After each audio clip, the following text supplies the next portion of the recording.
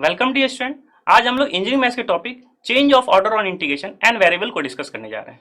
इस मॉड्यूल के बाद you will be able to describe the change of order of integration, you will be able to evaluate the integral by using change of order of integration, you will be able to calculate the double integral by using change of order of integration. Actually जहां जहां double integration का application है वहां क्या है, change of order of integration का application है। क्यों? क्योंकि change of order of integration हम किसमें करते हैं, डबल इंटीग्रेशन टाइप के प्रॉब्लम में करते हैं। तो एप्लीकेशन पॉइंट ऑफ व्यू की बात करें तो डबल इंटीग्रल का एप्लीकेशन कहाँ कहाँ था, सेंटर ऑफ मास निकालने में, मोमेंट ऑफ इनर्शिया निकालने में, प्रोबेबिलिटी डिस्ट्रीब्यूशन फंक्शंस में। मींस जहां वेरिएबल क्या है, दो है, टू वेरिएबल्स का फंक्शन जहां होते हैं वहां क्या हम लोग यूज करते हैं, डबल इंटीग्रेशन यूज करते हैं। और चेंज ऑफ ऑर्डर इंटीग्रेशन क्या है, एक एप्लीकेशन है सॉल्व करना डबल इंटीग्रेशन को। कभी कभी कुछ प्रॉब्लम ऐसे होते हैं जो डायरेक्टली वेरिएबल जिसमें है उसमें हम लोग इंटीग्रेशन नहीं करते हैं, that is limit of integration पहले एक्स में है फिर वाई में है, और हम लोग सॉल्व ट्राई करते हैं, सॉल्व करने की कोशिश करते हैं, लेकिन वो सॉल्व नहीं होता है। लेकिन अगर हम इंटीग्रेशन को क्या कर ले, चेंज कर ले, तो हमारा इंटीग्रेशन क्या हो जाता है, इजिली सॉल्व हो जाता है। तो यहाँ हम लोग ये भी डिस्कस करेंगे कब हम लोग अप्लाई करते हैं चेंज ऑफ इंटीग्रेशन। सबसे पहली बात जो है हम लोग ये डिस्कस करेंगे कि क्या जनरली हर क्वेश्चन में चेंज ऑफ इंटीग्रेशन करते हैं।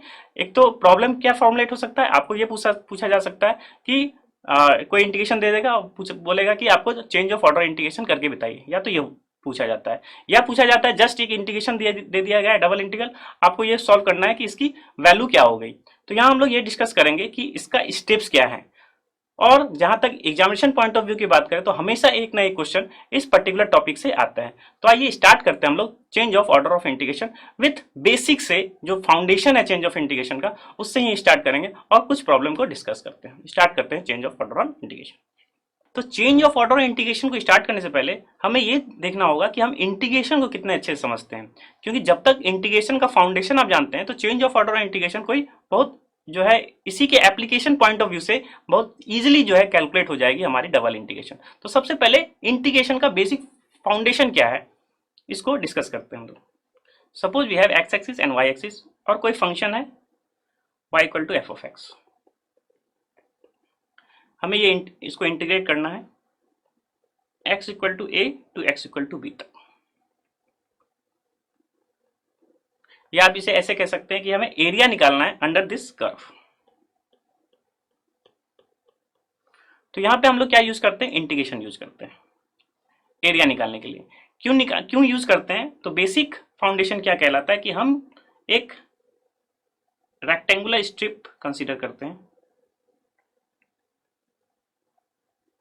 This is your rectangular strip. अगर इसकी एक्स एक्सिस में लेंथ सपोज dx है और वाई एक्सिस में लेंथ क्या है, dy है, तो इस स्ट्रिप को सॉल्व करते हैं। क्यों? क्योंकि हमारे पास इंटीग्रेशन मींस एरिया निकालने के लिए हमारे पास बेसिक ही जैसे शायद सर्किल है उसकी एरिया निकालते हैं, आपको कोन है उसका एरिया पता रहता है, इसी तरह स्फीयर है उसका एरिया पता रहता है। तो यहाँ पे क्या है, रेक्टेंगल है, स्क्वायर है, इस टाइप के जो जनरल फॉर्म है उसका हमें क्या पता होता है, एरिया पता रहता है। तो उसी के हेल्प से हम क्या करते हैं, एरिया अंडर द कर्व निकालते हैं, क्योंकि और कोई मेथड जो है हमारे पास नहीं है एरिया निकालने के लिए। तो यहाँ पे क्या करते हैं हम लोग, एक रेक्टेंगल स्ट्रिप कंसीडर करते हैं। इस रेक्टेंगल का हमें एरिया पता चल जाती है dx इंटू dy। इसी तरह से हम एक और रेक्टेंगल स्ट्रिप, इसकी भी एरिया आपको पता चल जाएगी, एक और rectangular strip. Similarly n rectangular strip की एरिया हम निकाल लेते हैं और उसका सम कर देते हैं हम लोग। Sum of all rectangle area is nothing but area under this curve. जो जनरल मेथोलॉजी है एरिया निकालने के लिए, हम क्या करते हैं, रेक्टेंगल कंसीडर करते हैं और उसका सम कर देते हैं एरिया अंडर द कर्व। यहाँ पे एक चीज और डिस्कस करना है कि एरिया हम रेक्टेंगल क्या इसी टाइप से ले सकते थे, एक और वे है जो रेक्टेंगल्स हम कंसीडर कर सकते हैं। सपोज हमें इस टाइप के फंक्शन को इंटीग्रेट करना था जो एरिया अंडर दिस कर्व है। हमने यहां पे कौन सा रेक्टेंगल स्ट्रिप लिया, जी हाँ, क्या, वर्टिकल स्ट्रिप।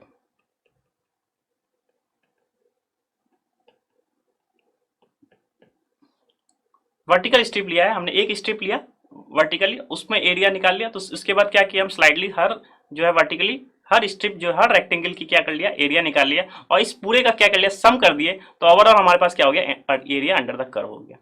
क्या हमेशा वर्टिकल स्ट्रिप ही लेते हैं? जी नहीं। इस केस में क्या सुटेबल ज्यादा अच्छा है, हम वर्टिकल स्ट्रिप ना लेके क्या हॉरिजॉन्टल स्ट्रिप ले सकते हैं। हमने अब रेक्टेंगल जो कंसीडर किया है वो क्या किया है, हॉरिजॉन्टल एक्स एक्सिस के किया है। क्या इसका एरिया निकाल ले, इसके ऊपर जाए सारा रेक्टेंगल का एरिया निकाल लें, फिर नीचे आए सारे इस टाइप के रेक्टेंगल का एरिया निकाल लें। ओवरऑल हम अगर सम कर दे सारे रेक्टेंगल्स को, क्या ओवरऑल ये जो इसकी एरिया हमें पता चल जाएगी। तो मीन्स इंटीग्रेशन जो है टू टाइप्स के पॉसिबल है। आइदर आप क्या करें, कोई भी एरिया अंडर द कर्व किसी चीज की इंटीग्रेशन निकालना है, हम क्या करते हैं, या तो वर्टिकल स्ट्रिप चूज करते हैं, एक स्ट्रिप चूज किया, उसके बाद हर स्ट्रिप को इसी तरह से चूज करते जाएंगे हर वर्टिकली, और उसका सम अप कर देते हैं। या हमारे पास क्या है, हॉरिजेंटल स्ट्रिप लिया, इसको हमने क्या किया, एरिया निकाल लिया, इसके बाद क्या किया, सारे हॉरिजेंटली जितने भी इस कर्व के अकॉर्डिंगली है जो भी एरिया कवर कर रहा है उसका हमने क्या किया, सम कर लिया। तो ओवरऑल हमारे पास क्या हो गया, इस फिगर के सारे रेक्टेंगल्स के area, that is area under this curve निकल गया, दैट इज जो सैडर रीजन का क्या हो गया, इंटीग्रेशन सैडर रीजन का क्या हो गया, एरिया आपको पता चल गया। तो हमारे पास इंटीग्रेशन, अभी जस्ट इंटीग्रेशन का बेसिक फाउंडेशन बताया, जब तक ये क्लियर हो जाएगा आपको चेंज ऑफ ऑर्डर और इंटीग्रेशन इजिली सॉल्व कर सकते हैं। तो हमारे पास टू टाइप के स्ट्रिप हुए, vertical strip as well as